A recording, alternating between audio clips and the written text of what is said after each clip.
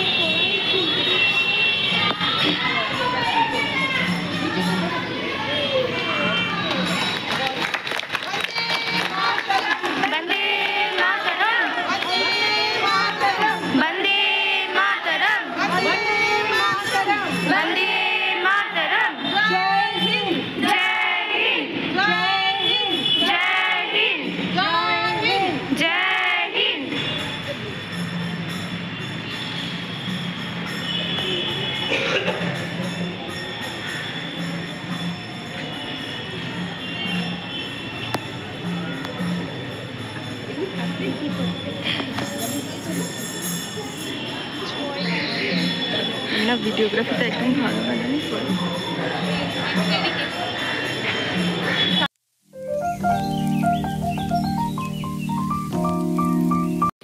এরপর আমাদের বিদ্যালয়ের বড়দি, উনি নেতাজি সুভাষচন্দ্র বসুর প্রতিচ্ছবিতে মাল্যদানের মাধ্যমে শ্রদ্ধা জ্ঞাপন করেন এবং আমরাও প্রত্যেকে তার প্রতি শ্রদ্ধা জানাই।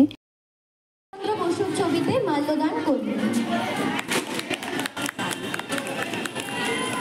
জাতীয়তাবোধ জাগ্রত করেছিল সেই মহান স্বাধীনতা সংগ্রামী আজ 128তম জন্মবার্ষিকী। আজ 23 জানুয়ারি নেতাজি সুভাষচন্দ্র বসুর জন্মবার্ষিকীতে আমরা অর্থাৎ Dumdum road government sponsored high school for girls বিদ্যালয়ের ছাত্রীরা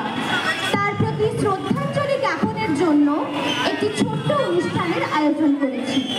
অনুষ্ঠানের শুভ সূচনা একটি উদ্বোধনী সঙ্গীতের মাধ্যমে হবে। অংশগ্রহণে বিদ্যালয়ের ছাত্রীবৃন্দ।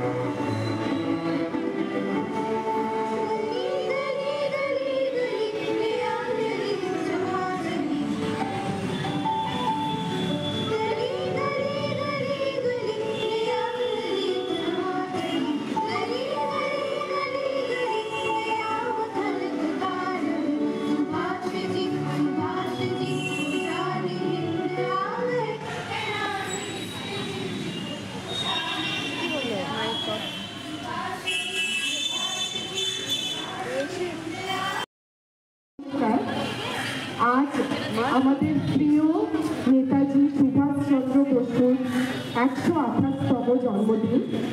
আমরা তাকে শ্রদ্ধার্ঘ্য জানানোর জন্য সকলে মিলিত হয়েছি। খুব ভালো লাগছে আজকের দিনটা, কারণ নেতাজি একটা বাঙালির আবেগ। আমাদের সবার কাছে নেতাজি হলো একটা আবেগ, মানে সবসময় তার আদর্শ বা তার যে স্বভাব, এগুলো আমরা সবসময় ফলো করার চেষ্টা করি। বাঙালিরা উদ্বুদ্ধ হয়ে, অনুপ্রেরিত হয়ে তার সমস্ত কর্মকাণ্ড তিনি যা করেছেন, তিনি আমাদের সর্বদা অনুপ্রাণিত করেন। নেতাজির কথা বলতে গেলে আমরা সবাই জানি যে তিনি 1897 খ্রিস্টাব্দে তিনি উড়িষ্যার কটকে জন্মগ্রহণ করেন। তার বাবার নাম জানকীনাথ বসু, মা প্রভাবতী দেবী। বাবা ছিলেন খুব বড় অ্যাডভোকেট, আর মার কাছে ছোটবেলা থেকেই তিনি রামায়ণ, মহাভারত, এই সমস্ত ভারতে আমাদের যা সংস্কৃতি, এইসব গল্প শুনতেই তিনি বড় হয়েছেন। এবং তখনই তার মধ্যে এই দেশপ্রেমের ভাবনা, তখন থেকেই তার সেই দেশপ্রেমের ভাবনার বীজ তার ভেতর রোপণ হয়েছে সেই ছোট্টবেলা থেকে।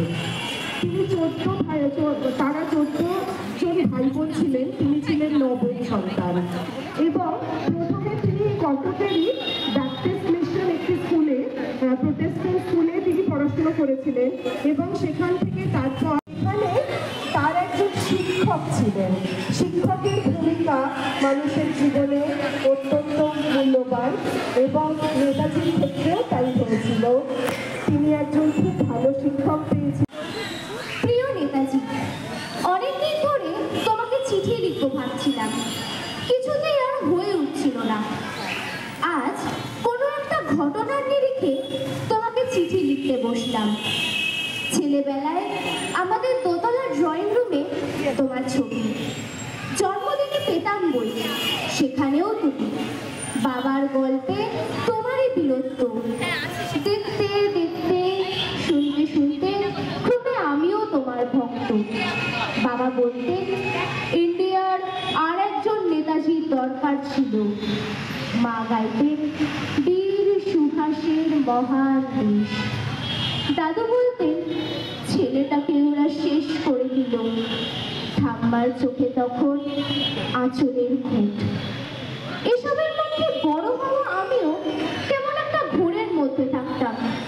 ভাবতাম পারতে, তুমি সব পারতে, যদি আর একবার আমাদের মধ্যে তোমাকে পেতাম।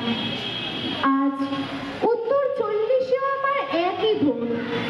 তুমি পারতে, কেননা দেশের মাটিতে দেশপ্রেমের মতো জোরালো একটা ঝাঁকুনি দেবার ক্ষমতা তখন আর কারুর ছিল না। এখনো আছে কি? তোমার হারিয়ে যাবার পর দেশে কত কমিশন বসেছে। ভারতের পূর্ব, পশ্চিম, উত্তর, দক্ষিণে কোনো পীর, কোনো সন্ত, কোনো দয়ালু বৃদ্ধকে দেখে ভুল করেছে সবাই। ছুটে গেছে তুমি মনে করে, কিন্তু ফিরেছে মাথা নেড়ে। তবু তোমাকে পাবার আশায় বুক বেঁধেছে। তুমি তো শুধু পশুমানের নও, গোটা ভারতবর্ষের মণিকোঠার হীরক, যার আলোর শুদ্ধতা কালোকে সাদা করতে পারে। এই বিশ্বাসে ভর করে সবাই ভেবেছিল তুমি আসবে, কিন্তু এলে না। কেটে গেল অনেকগুলো বছর, পেরিয়ে এলাম জীবনের অনেক গুলি খুঁজে। তুমি এখন বিমানবন্দরে, সভা সমিতিতে, রিসার্চ ব্যুরোতে, এমনকি ছেলের নামকরণে। শুধু হৃদয় যেন তোলা দেয় না। জানো, তোমার জন্মদিনটা এখন সবাই ছুটির দিন বলে আয়েশ করে উপভোগ করে। আর ছেলেরা, তারা তো এখন দেশ থেকে বিদেশের খবরই বেশি রাখে। আর মেয়েরা, তারাও স্বাধীনতার ভেলায় চড়ে হতচকিত। শুধু মাটিটা কাঁদে, সেই কান্না যেন ভূমিকম্প, খরা, এল নিনো, বন্যা হয়ে চারিদিক ভাসিয়ে দেয়। এখনো অভিমান করে শুয়ে থাকবে রেনগোজিতে? আজ যখন ঘাড়ের ওপর AK-47 এর নিঃশ্বাস, রক্তের হরি খেলা ধর্মের জিগিরে, তখন শোনাও সেই আওয়াজ, আমি সুভাষ বলছি। মেয়েটা দৌড়ে এসে বলবে, মা, মা দেখো উনি আসছেন। পাশের বাড়ির মেসোমশাই ডাকবেন জানলা দিয়ে, বৌমা, আমি বলিনি উনি ফিরে আসবেন। খোলা জানলার ধারে দাঁড়াবেন মায়েরা, তাদের ডান হাতে শঙ্খ, বা চোখে জল। নদী হবে উত্তাল, নৌকা বেসামাল, পরাণ মাঝিও চেঁচাবে, উনি আসতেছেন। সবুজ মাঠে শিশুদের হাতে পতাকার দোলা, উনি আসছেন, উনি আসছেন, উনি ফিরে আসছেন। তোমার হারিয়ে যাওয়া জন্মদিনের ভেতর থেকে উঠে আসুন আর একটা 23-এ। আজ স্বাধীনতার ঠিক আগের মুহূর্তে দাঁড়িয়ে তোমাকে আমার এই চিঠি। প্রণাম নিও, ভালো থেকো নেতাজি। নমস্কার। আমাদের বিদ্যালয়েরই আরেক ছাত্রী যোগার মাধ্যমে ডান্স পারফরমেন্স করবে এবং সেটি অসম্ভব সুন্দর হয়েছিল, কিন্তু মিউজিক আমি দিতে পারলাম না। মা তুঝে সালাম এই গানটির সাথেও করে দেখিয়েছে, এত সুন্দর। তোমরা দেখো, আমি আর কথা বলছি না, কিন্তু মিউজিকটা দিতে পারলে আরও ভালো সেটা লাগতো, কিন্তু সেটা তো দিতে পারবো না, ইউটিউবের কিছু রেস্ট্রিকশন থাকে, সেই কারণে একটু তোমরা মানিয়ে নাও।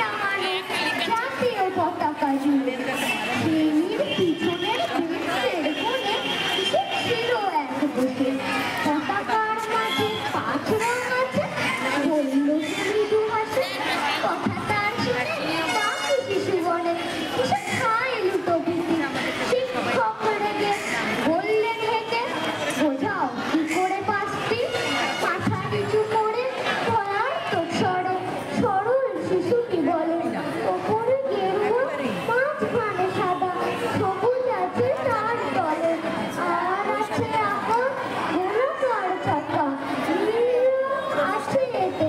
শিক্ষক বলল, এদিকে ধরলে তবুও হচ্ছে চারটে। সরল শিশুটি বলল তখন, রং আছে আরো এক, লাল লাল ছোট্ট দেখা যায় ওই পতাকার মাঝে। বাবাকে যখন আনলে ওরা, কফিনের ঢাকা খুলে জড়ানো রয়েছে দেহখানাটা পতাকা আর ফুলে। রক্তের দাগ ছিল লাঞ্ছন ওই পতাকার মাঝে। এই নির্মম হলো বাস্তি, এবার ঠিক আছে। অমন শিশুটির জবাবখানি কাঁপিয়ে দিল বুক, উঠল এলো নয়নের ভরে, শুকনো হলো মুখ। আজও যারা দেশের জন্যে করছে বলিদান, স্বাধীনতার সেই উৎসবে তাদের অমর প্রাণ। হয়েছে স্বাধীন, পেরিয়ে গেছে ৭০টি বছর, দেশ বাঁচাতে যাচ্ছে যে প্রাণ, রাখছি কি তার খবর? বিরুদ্ধে মরণপণ সংগ্রাম করেছিলেন, তা আজও আমাদের মনে প্রেরণা যোগায়। এবার বিদ্যালয়ের ছাত্রীরা একটি নৃত্য পরিবেশনা করবে।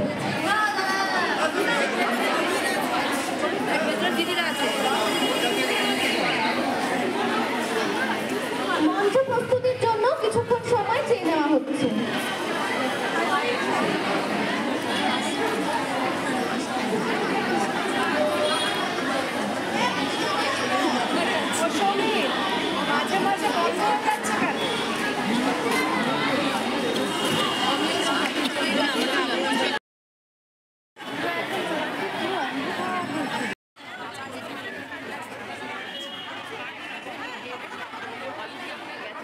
যে সঙ্গীতের সাথে আমাদের মেয়েরা নৃত্যটি পরিবেশন করে দেখালো, সেই সঙ্গীতটিও আমাকে মিউট রাখতে হচ্ছে সেই একই কারণে। তাই তোমরা এমনি দেখো, আমার মনে হয় ভালোই লাগবে।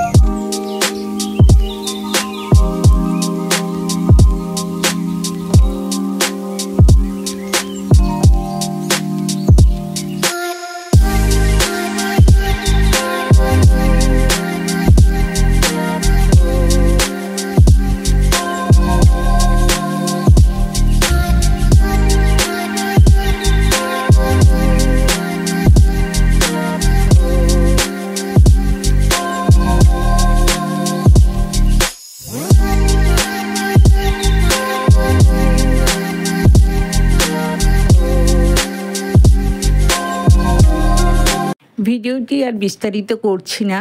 এই নৃত্যের পরে আমাদের জাতীয় সঙ্গীতের মাধ্যমে অনুষ্ঠান শেষ হয় আজকের জন্য। আর তারপর কিছু টিফিনের ব্যবস্থা ছিল ছাত্রীদের জন্য এবং শিক্ষিকাদের জন্য। এই সুন্দর নৃত্যটি তুলতে সাহায্য করেছিলেন এই দিদি।